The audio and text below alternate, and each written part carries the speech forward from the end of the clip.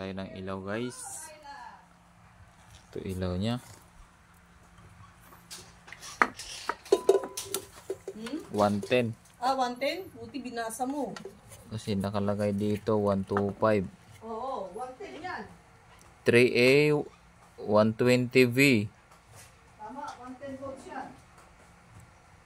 Buti binasa mo. Ilaw yan.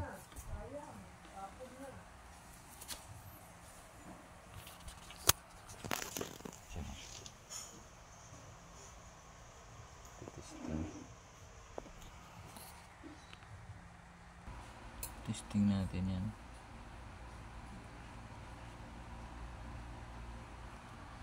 Kailangan natin ng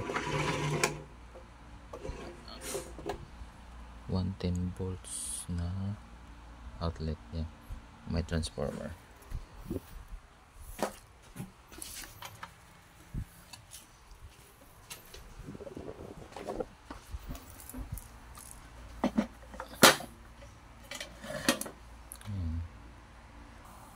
Susok natin siya dito.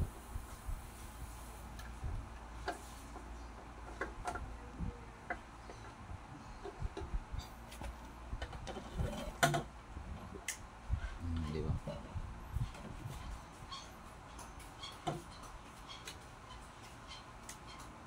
Ano, 110?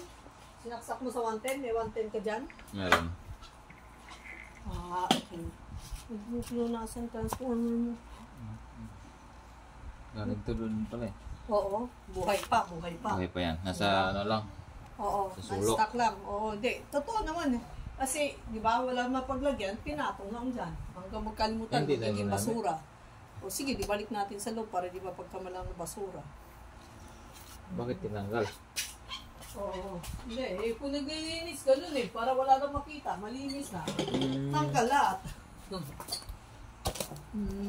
So kailangan pa babuksan niya. So hindi na natin binuksan as in buo siya. Para gumagin siya, no?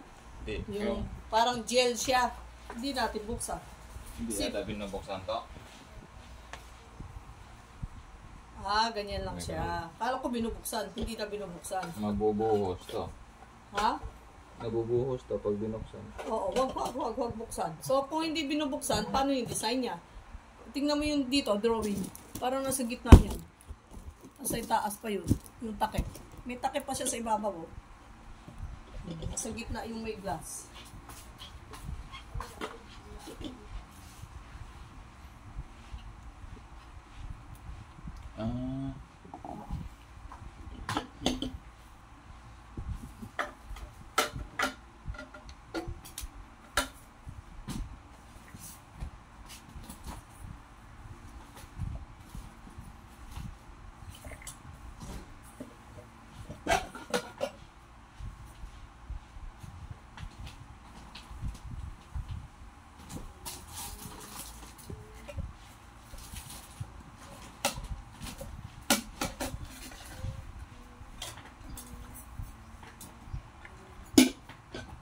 Ganito, yan.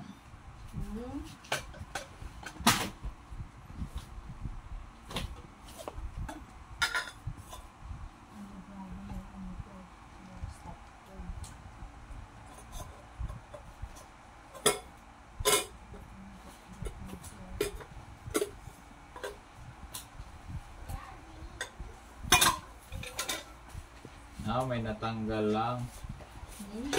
Itong takip niya dito natanggal. Ipo-position lang naman. Natanggal yung bigit. Tapos ngayon, paano siya aakyat? Babaliktad rin pa yan. Para yung glass niya o kukulo siya. Ganyan. Paano siya aakyat? Baka ibaliktad muna. Ibaliktad mo muna, tapos pabaliktad mo siya. Ganyan.